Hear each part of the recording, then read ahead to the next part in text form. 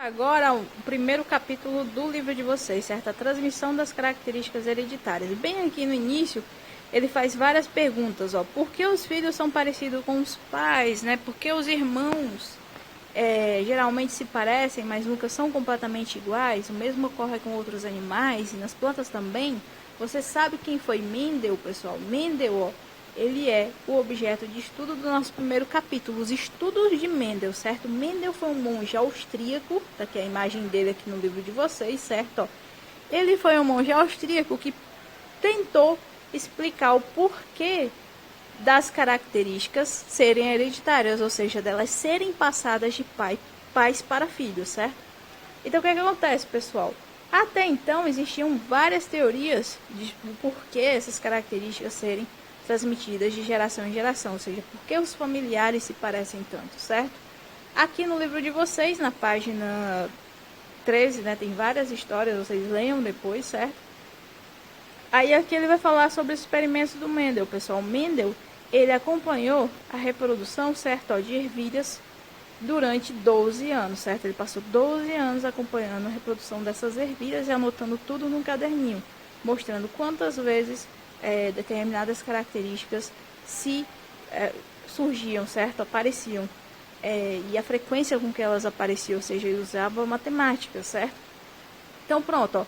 Essa ervilha, pessoal, por que ele escolheu essa ervilha para fazer esses estudos? Por que ele resolveu acompanhar a hereditariedade dessas ervilhas, certo? Porque elas tinham características que eram bastante visíveis e muito simples de serem acompanhadas. Ó, ele tinha uma ervilha com casca amarela, uma ervilha com casca verde, ervilha rugosa, certo? Ó, uma ervilha lisa, com a vagem lisa, né? A vagem, né? A gente chama de vagem também, mas a vagem, né? Com a vagem lisa, com a vagem ondulada, com a vagem verde, com a vagem amarela, certo?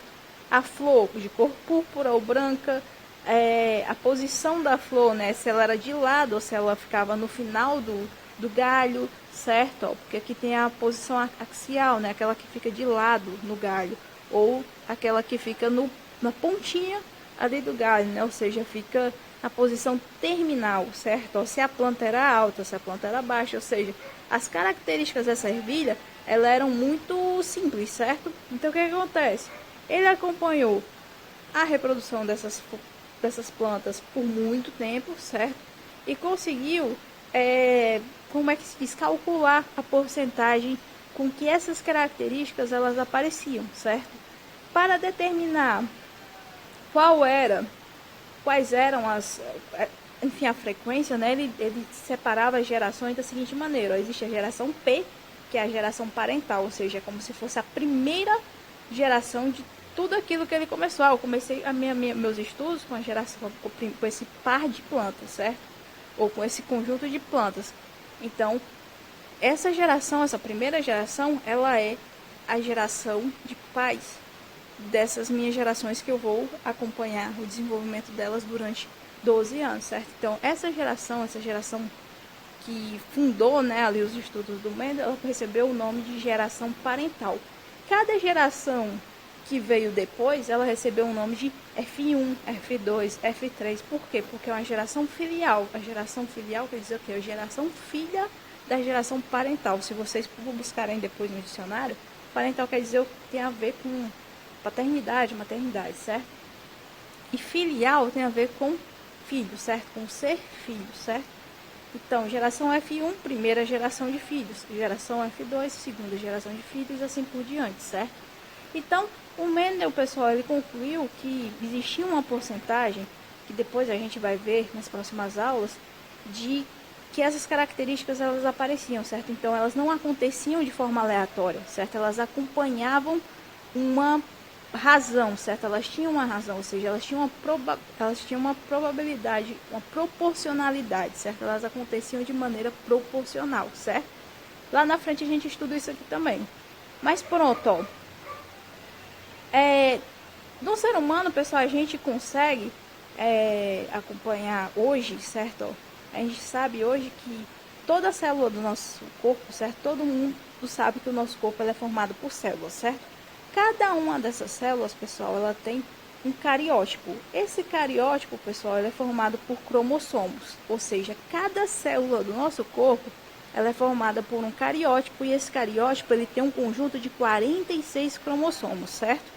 Então, esses cromossomos eles são os grandes responsáveis pela determinação das características que todos nós temos, ou seja, se você tem o cabelo ondulado, se você tem o cabelo loiro, se você tem o cabelo castanho, se você tem o olho castanho, o olho azul, essas características elas estão nesse cariótipo, ou seja, no código genético da sua espécie, porque cada espécie de ser vivo que existe no planeta Terra, ele tem um cariótipo diferente um do outro, porém, ainda assim um cariótipo, certo? Aí pronto, ó. No nosso corpo, pessoal, como eu já falei, cada célula tem 46 cromossomos, certo? Com exceção das células sexuais. Por quê? Elas têm a metade desses cromossomos, ou seja, em vez de elas terem 46, elas vão ter 23 cromossomos. Por quê? Porque essas células sexuais, pessoal, elas são as responsáveis pela formação da primeira célula de todo ser vivo, ou seja, a primeira célula precisa ter 46 cromossomos. Então, como é que ela vai ter? Se essas células que dão origem a ela tivessem cada uma 46, certo? Então, o que acontece? Essas células, ó, elas vão ter, essas células estão aparecendo aqui na tela, elas vão ter cada uma 23 cromossomos, certo? Para que a soma delas possa dar 46 cromossomos. É seguinte, pessoal, na próxima, aqui tem a atividade, ó, desse livro aqui eu só vou pedir uma questão para vocês, certo? A questão tá bem aqui. Cadê ela? O capítulo é longo e a gente vai ter que ver bastante coisa. Cadê? Pronto, ó. Eu só vou pedir para vocês a questão 10, que ela fala um pouco sobre a história, né, de como as características elas imaginavam, como as pessoas imaginavam que as características eram transmitidas de pai para filho, certo? Então tá aqui a questão 10, que vocês vão fazendo no caderno de vocês, certo? E depois a gente também tem a live na segunda-feira. Enfim, qualquer dúvida vocês entrem em contato comigo por meio do WhatsApp.